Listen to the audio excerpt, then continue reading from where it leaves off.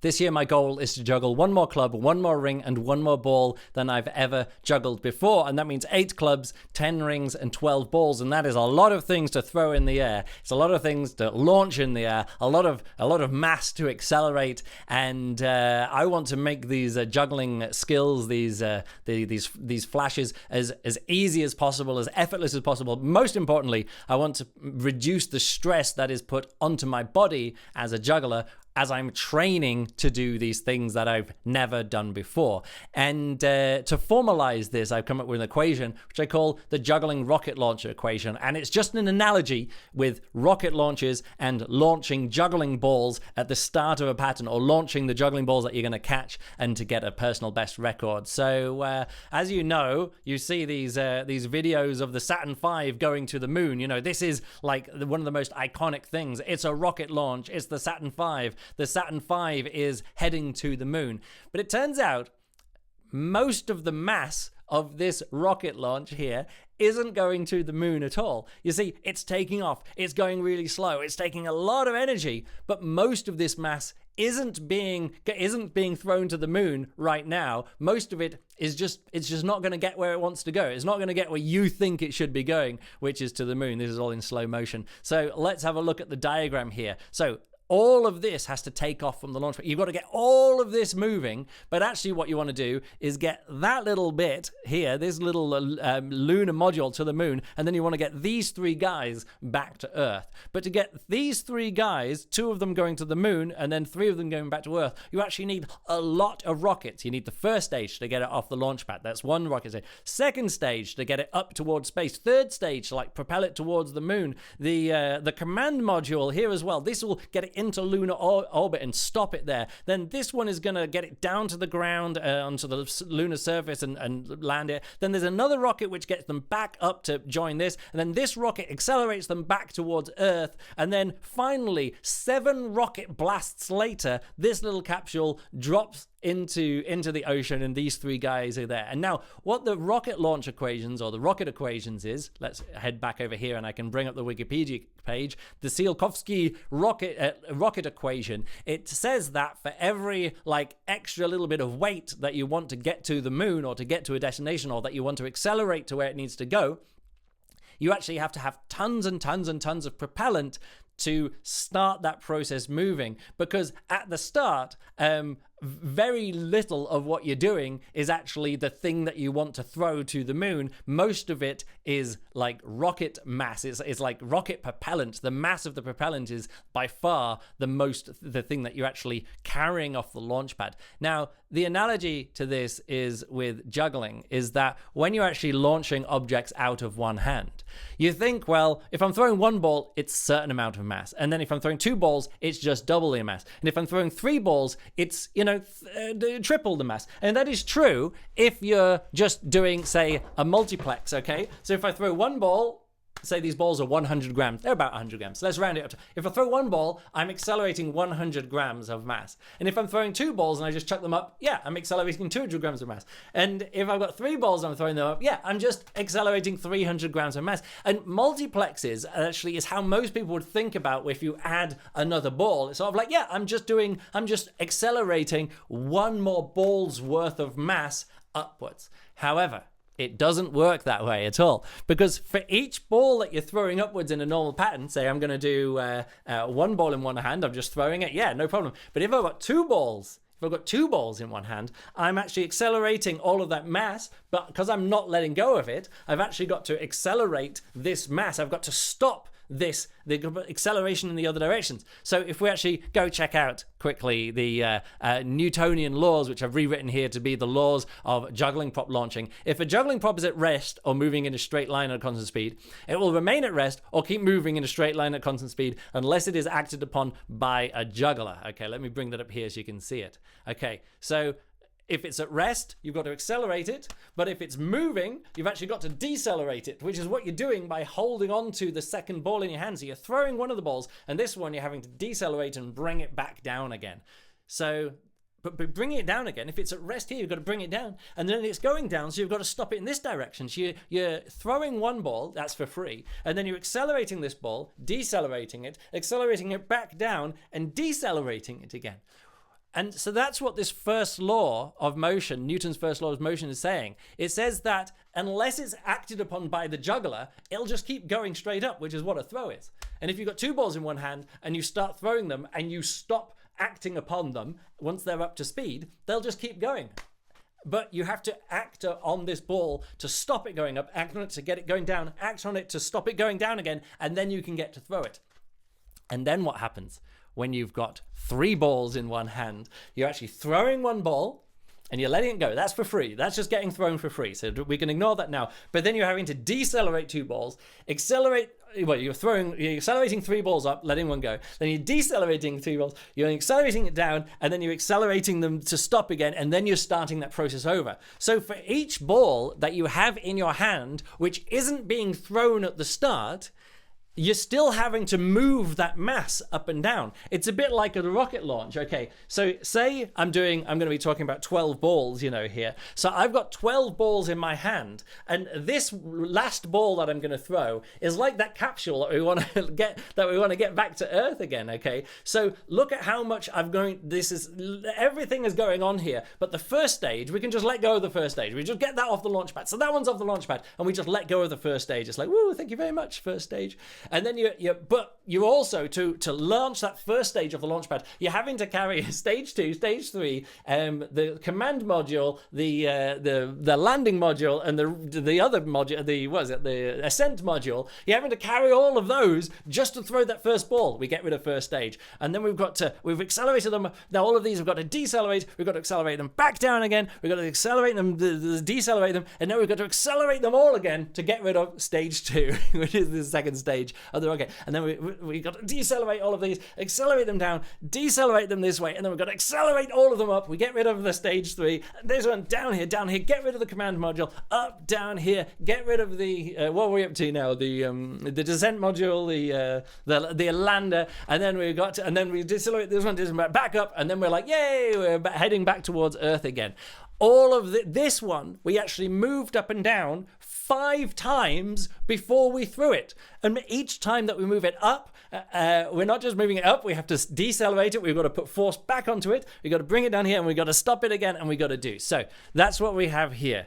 The thing that's coming back from the moon has to be accelerated along with everything else. And when we throw the first ball, which is the stage 1, we've got to carry the weight of everything else along with it. Again, the analogy will break down at one point, but that's what we have here. So if you think about it, what you see with the ultimate Saturn V launch here, you think this is really impressive, but what they're actually wanting to achieve in this is to throw and catch the last ball, and the last ball is the humans in the capsule who come down as well. But they've got to accelerate all of this mass multiple times over, like for every rocket, like every time they light a rocket engine, each time they're accelerating less mass. Like when they turn on the rocket engines for the third stage, they're not worried about the first and the second stage anymore. They're just worried about the third stage, but they're also carrying along the command module. They're carrying along everything else as well. And that's where the juggling rocket launch equations comes in. So let's just close that down here.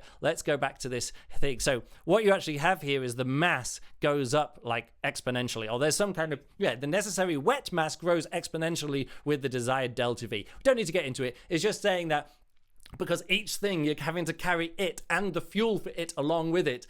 Every time that you want to add more speed, or if you want to add more mass, the curve goes up here as well. So let's quickly now have a look at what am I looking for? Let's actually get here. So this is what we explained now is this. If a juggling prop is at rest, you've got to accelerate it, but you've also got to decelerate it, accelerate it down, and decelerate it, which means we get this 4 times. We got for each prop that's in the hand, we have 4 times. So now let's have a look at the equation, the juggling rocket launch equation. We've got the throws per hand. Okay, the equations work with 2 hands and odd numbers, but you've got to kind of put like, we've got 5.5 balls in this hand and 4.5 balls in the. Let's just stick with one-handed or two-handed juggling with even numbers for now. The non-thrown props per hand after its first throw, after the hand's first throw, that is, which is this. It's sort of like how many stages do you have stacked on top of. This is the first stage. How many more stages there are to go? That's what we have after the first throw. And this being T and N being disconnected. It's not just T and then T minus 1. Having N separately lets us work with ring holsters and multiplexers and other things like that. So that's important too. H is hands. M is the mass of individual props. So we're just going to do that in grams. We're going to divide it by 1,000 to get the total kilograms, because it might not surprise you when you get exponential curves. If you leave everything in grams, it gets a bit unwieldy. So we'll do the output in kilograms. And this is the final rocket launch equation down here. T. This is N plus N minus 1 plus N minus 2. That's like the different stages in the hand that's going up and down. And everything is times 4. Again, I know that I don't need to put in these multiplications. I know there's a better way of showing triangular numbers, whatever. It's an analogy, so don't have to think about it too much as well. Hands, yeah, mass, but this times 4 is what gets you. So let's actually look at some of the inputs on the math. So we're going to do one hand. We'll do everything with one hand with 100 gram balls here, because it just makes everything a bit easier. So T is the hands. N, we got nothing else in our hand. We're throwing one ball. Doesn't matter what height. We're just gonna like abstract away how high we're throwing, or what the force of gravity is, or how fast we're throwing, because this is just relative to other things that are going to be in our hand. So of course, 1 times 1 with nothing else times 100 grams. Yeah, it's a kilogram. So let's go 2 balls in one hand, which means we've got one ball left over in one hand. The balls are 100 grams each. Ooh, look at that. That's quite a big jump. We've gone from 100 grams to 600, 0.6 of a kilogram. Ooh, that's a big jump. Let's go 3 in one hand, which means we've got 2 balls left over after the first hand. We've got one hand, 100 grams. 1.5. Oh, look at that. That's pretty bad there, isn't it? Like we've more than doubled. Just with 3 balls in one hand, we're having to accelerate twice as much mass over the course of the launch. So we throw one, and 2 balls are being moved up and down. We throw another one more ball is being moved up and down, and we finally throw that. So the actual 3 throws that we're doing is only 300 grams of 1.5 kilograms. That is not good. This ramps up pretty quickly. 4 balls in one hand, which means we've got 3 left over after the first throw. We've got one hand, and we're going for 100 grams here. Look, 2.8. Wow, look at that. We are rocketing up here as well. This curve is not good. This exponential curve is not looking good for us. 5 balls in one hand, okay, which means we've got 4 left over. One hand, 100 grams. Uh-oh, look at this. This is not very good, is it? 2.8 kilograms to 4.5 kilograms. This curve is going up, and I'm going to be doing 6 balls in each hand, which means I'm going to have 5 left over, and that means if I'm doing this with 100 gram balls, that means each hand would be doing 6.6, which actually we can just double this by sticking in 2 hands here. And we realize that, ow, look at that. 13 kilograms worth of things that I'm accelerating up and down. That's with 100 gram balls. Now, of course, that's pretty brutal there as well. But let's just stick with the 12 balls. That's 6 in each hand. After the first throw in each hand, I've got 5, so it doesn't matter if it's sync or asynchronous, whatever. We're just talking about launching up 2 hands. And the balls that I made last year, because my previous juggling balls were 50 grams, but over time they'd kind of like they'd broken up these balls, and I made myself a new set of balls, and I was like, let's do them 50 grams, and they were way too hard. And I was like, well, I don't care about the weight so much. I just want them to be, a bit more squidgy, because I was wanting to do 12 balls with them. So I took some weight out, and I got them down, and I put them down to like what I think it was like 46 grams. So let's say I'm not doing 12 balls with 100 grams. I'm doing it with 46 grams as well. So as you'd expect, that just drops down pretty much as we're looking. So it's just less than half. So that scales no problem as well. But actually, when I started working on this more, I was like, actually, I want them to be even less weight, because I don't care if they're good for juggling like 7, 8, 9, 10 balls, which is what I want to use them for. Last year, I was like, I want to like generally break records, so I'm going to make myself some general juggling balls. But I was like, no, these are just for now 12 balls. They're going to be too saggy to be enjoyable to juggle, but the weight of them, easier to catch, and the weight of them, I took them down. So I went through all the balls, and I took these out, and I took I think it was like 9 grams or 8 grams out of each one of them. Actually, I have a set of scales here. I got some scales. Why don't I just measure this well? So in grams, these are now 36. So yeah, I took out 10 grams each. So by taking out 10 grams per ball, I'm dropping down the energy that I've got to use by like over a kilogram, which is huge. Again, the total total balls won't weigh less than a kilogram, but over time this adds up. So let's just put in the overall juggling world record, which is 14 balls, which is 7 in each hand by Alex Barron. So let's quickly look at that one. Do I have it here? Yes, it's 14 ball flash here. Oh, let's mute that. So pretty good. Let's just look at that again. That is a lot of mass accelerated, and for each ball that goes in the hand, there's n-1 balls, and then n-2 balls, and then n-3 balls that have to be accelerated at the same time. So let's say that Alex is using these balls as well, like 50, 60 gram balls or whatever. Let's say, yes, let's say his balls are 50 grams each. So that's 9.1 kilograms, which is quite big. So let's just, if we can graph that out now, we can actually check this out. So look at this. Again, this is mass. Doesn't matter about the units, but this is 1 ball, 2 balls, 3 balls, 4 balls, and this goes all the way up to 14. And I thought I'd add in 15 objects as well. So props and mass to accelerate. I think this is with 100 gram balls, but again, the line goes up. Do you recognize that curve? Ooh, look at this. This is the rocket launch equation, okay? And now here we are looking at the juggling rocket launch equation. We see this curve going up here. So to go from 13 balls to 14 balls is quite a jump. Again, this is with 100 gram balls, just for illustrations, because it works with like rings and things as well.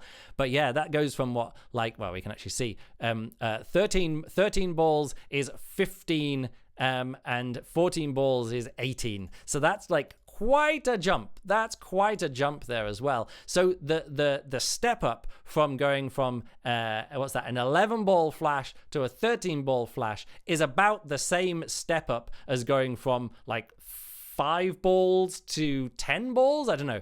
This curve really starts catching up with you. And yeah, so let's go back to the lines here. And so that's what I'm looking at here. This reduction is important to me, is reducing the amount of stress on my body. Because if we actually go to the Newton's laws, it says here, the acceleration of a juggling prop depends on the mass of the prop. So that's what we've been changing the prop, so we can accelerate it easier when it's less. And because we're accelerating up and down 4 times, it's even more important. However, the most important thing for me is whenever the juggler exerts a force on a juggling prop, the juggling prop exerts an equal and opposite force on the juggler. So as you're throwing up, all of the energy goes up and it goes back down. And again, you build up stomach muscles here because your core is having to fight against that. With clubs, you're not just having to fight the upwards and downwards acceleration, you're also fighting the rotational. So if you've got like 4 clubs in your hand and you're throwing one up, you want to then like not just accelerate 3 clubs down, or if you've got 5 in your hand, if you're doing 9 clubs, you throw 1 up, you're accelerating down 4 clubs, but you're also having to stop the rotational acceleration. So where the mass is in the club is important for that as well. And with rings, it's even worse because you're having to do 100 grams up and down each time for the rings. But also you're having to stop the rotation, and all of that rotational force is being transferred through the little finger. Let's get back here to the webcam. So as you throw up, they're rotating round, and as you rotate them round, all of the force of the next rings is being transferred. Push through here, push through there, push through there, push through there, and it's all going down onto the little finger. So when I started doing ring juggling, I was working on 7 rings, and I had these really chunky rings at the time, which I love. These beard rings. They weigh, let me just check how much these rings weigh. Fantastic for pancake juggling because they're so solid in the air. These rings are 140 grams. Oh my goodness, 140 grams. So let's go back and I'll explain by the numbers, okay, what this was doing to me, what this was doing to my fingers, okay. So what did I just say? 140 gram rings, and I'm just doing one hand, and I would have 4 rings because I was doing 7 rings. So I'd have 4 in one hand.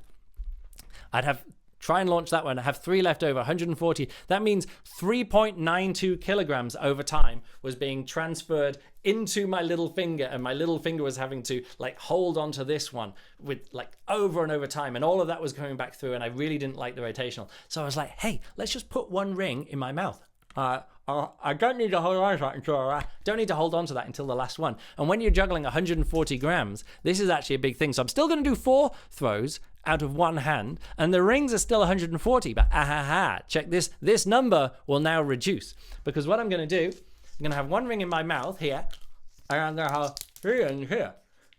So when I throw the first ring, I'm not going to have 3 rings left over. I'm only going to have 2 rings left over. So check this out. So if I put 2 in here, this number drops down. Look at that. It goes from 3.92. Oh no, I've just realized I didn't have this here. This has gone from 3.92. If I've got 4 in my hand and I'm throwing 3, I'm holding on to 3 during that first throw and letting go of 1. 3.92 kilograms, which is being transferred through into my hand and into my little finger. Now, we're still going to do 4 throws from each hand, but I'm only going to have 2 in my hand afterwards and 1 in my mouth, but we don't have to count that because I'm not accelerating that up and down with the first one. And that means one hand, 140 gram. Look at this reduction in stress that's going into my little finger, into my hand. 3.92 to 2.24. That's huge. That's a huge reduction. That's like a kilogram less force going into my hand. And that's just in one hand launching that. So in the previous video that I did, I was talking about launching 8 rings, which is like this. Whole thing is added by 2. So if I bit 2 rings in my mouth, it's the same kind of thing. So instead of doing 8 rings with 3 in the hand, 7.2, it's like by putting those 2 rings in my mouth, I'm reducing the energy requirement to launch them from 7.84 to 4.48. It's not quite half, but again, this is just with 8 rings. Putting 2 rings in my mouth reduce the amount of stress that it puts on my hands and in my body and effort that it takes to launch from 7.8 to 4.48, which is like a huge reduction. That's a massive reduction. And suddenly we see, this is what ring holsters do. So let's say the juggling rings that I use now on stage, everything fell off my desk over here. The cathedral rings, which are like 105 grams. So let's just put this back to 100 grams again as well. So let's just say this is, and let's go for the 10 rings that I want to do. So I want to do 10 rings, which is 5 in each hand. The classical way of doing it would be to launch 5 from each hand, have 4 left over as you're throwing that first ring, times 2 times 100 grams. So that's literally 9 kilograms. 9 kilograms. I think these are actually 105, but let's leave it as 100 just for illustration purposes as well. So let's start using ring holsters. We already know that this is going to be quite a big drop. So if we do 5 throws per hand, and we do, and then only have 3 left over in the hand. So that means 2 in a holster, like 1 per hand in a holster. So we do the same kind of thing. We know this is going to be a huge drop. Oh my goodness. Look at how much of a drop that is. That's like 3 kilograms less effort per attempt just by putting 2 rings in a holster. But what if we put 4 rings in a holster? So that's 3 in each hand to start with. So that's 5 throws, and then after the first throw we've got 2 left over in each hand, and that means we've got 4 in a holster, 2, and then look at this, 100 grams. So that's another massive drop. So that's 3 in the hand, 2 in the holster. So let's keep going as well. So what if we do 5 rings from each hand, 5 throws, but we're only going to have 2 in the hand, which means 1 left over at the end. It gets a little bit confusing, but let's do this as well. That's 1.8. So this is the reason why I've decided to, after going with what am I looking for here? Let me just see if I can find this thing that I wanted to show you. If I go to movies, actually, let's just move over here as well. Ring holster placement testing. Yes, to help guide my design. Oh, it's kind of a ring holster for 10 rings. Let's turn that off as well. So I actually looked at this thing here as well. So I was looking at these different things, and I said, do I want a holster? And if you can see this here, I've got 3 in one hand, and I've got 2 in my hand and 3 in the holster here. So this is 2 in my hand and 3 in the holster. Or did I want 3 in the hand and 2 in the holster? So that's the difference of what I just showed you there as well. So what I did is, if we go back over to these equations, that's the difference there. So 3.4 to 1.8, and I was like, I definitely want that option. And then I decided to see if I have 5 and I just throw 1 ring and I've got no more and I've got like 4 rings per hand in the holster. How is that going to work out? And it drops it down from 1.8 to 1. And it turns out that isn't enough of a saving. 1.8 to 1, not enough, because then instead of just doing a throw another throw, and then a grab and a throw, a grab and a throw, and a grab and a throw. I was doing a throw, grab, throw, grab, throw, grab, throw, grab, throw. And that's just too many grabs. And the rings were taking up too much space. And also the energy saving was hardly worth it, because saving, halving the energy from 3.4 to 1.8, kind of roughly halving it, it was totally worth it to not have to have 3 rings in each hand, to have 2 rings in each hand. But yeah, to go there, to drop from 1.8 per hand to 1, it was so spread out, or that energy saving was so spread out over 5 individual throws, it wasn't worth it. So this here is ring holsters. This is just for 10 rings, how much of a saving that it needs for ring holsters as well. These are for 100-gram rings. And then I found these my workshop rings from the workshop, which are even lighter. These are like 90 grams. So from 105 grams to 90 grams. And I'm like, this is where I actually want to go. 90 grams, 5 rings per hand, 3 in a holster, which means 1 left over after the first play. A little bit confusing, but it makes it work. And I realized actually that this still works with the rocket launch equation, because if you're launching the Apollo, everything goes up on one rocket. But there's another analogy here, is that everything doesn't always have to go up on one rocket. There's a better design for getting more mass into space a bit easier, and that is the International Space Station. The International Space Station is so heavy, you can't launch it all in one go. They launch, whatever the first, I don't even know where the first one is, Node 1. They probably launch Node 1, and then they launch some batteries, and then they launch the solar panels, and every bit comes up bit by bit on the shuttle orbiter, the launch shuttle. Again, it still takes energy, because you've got to have the launch thing with the 3 side boosters, and then the rocket, the shuttle orbiter engines, and the big fuel tank, and the fuel tank they just throw away, and the other ones land in the sea. But it still means that you're taking things up segment by segment. So if doing a 14-ball flash, with no holsters or anything like that, with no assistance, that is like the Apollo moon landing. But I'm not aiming for an Apollo moon landing. I'm aiming for constructing a small space station, and it turns out I can just do I get the two parts of it on the way there with the first throw, and then from then on I'll just shuttle up other stuff. So doing this kind of thing does take extra assistance. It takes extra what do I say?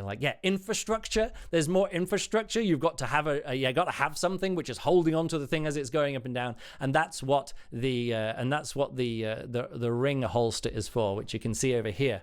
Six rings in the ring holster. Which way am I moving my finger? 6 rings in the ring holster, 2 in each hand is the best balance I've found. And like I say, I have the equations to back it up. This is what I'm going for. I was planning on showing some other bits and pieces of how difficult these 9 Club World records are, but I think I've covered everything. Well, I guess let's break down Albert Lucas here as well, because he's got quite a thing here as well. He's also doing, I think in one hand he's got 3 rings coming out of one of the holsters. So let's watch in slow motion here. So he's accelerating all of those, and then all of those, and then 1 fewer. These you can actually see these are getting easier. Then 3 rings, and then 2, and then 1. So just in his right hand, he's throwing. Well, it's 7 in one hand, isn't it? So just his right hand. So he throws 1, throws another one, throws another one, throws the last one empty hand, throws that one empty hand, throws that one empty hand, and 1 more. So let's just do the rocket launch equations just with 1 hand. Again, let's just say his rings are 100 grams. Let's just do 1 hand, and so he's doing 7 rings out of 1 hand, and 3 are in the holster. So he throws 1, and then he's got 3 left over. So he throws 1, 4, and then 3 in the holster. So that's a 3.1 kilogram per hand is what he's accelerating there as well. Just imagine he's trying to do that same thing with no holster. So that's 7 there, 6, 1. Just realized I did all of this without showing it. So so 7 rings, 3 in the hand, 3.1 kilograms, 7, 6 in one hand, 9 kilograms.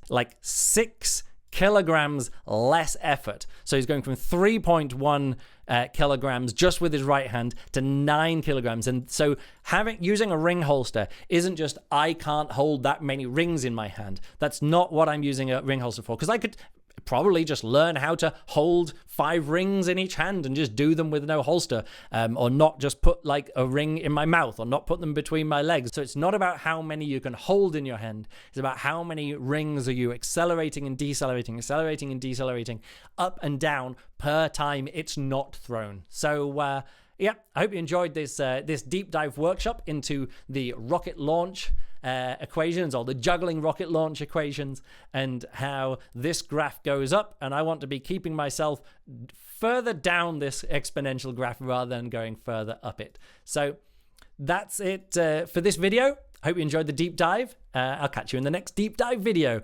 where I use science and maths and technology and engineering and a little bit of juggling skill in my attempt to flash 30 props this year.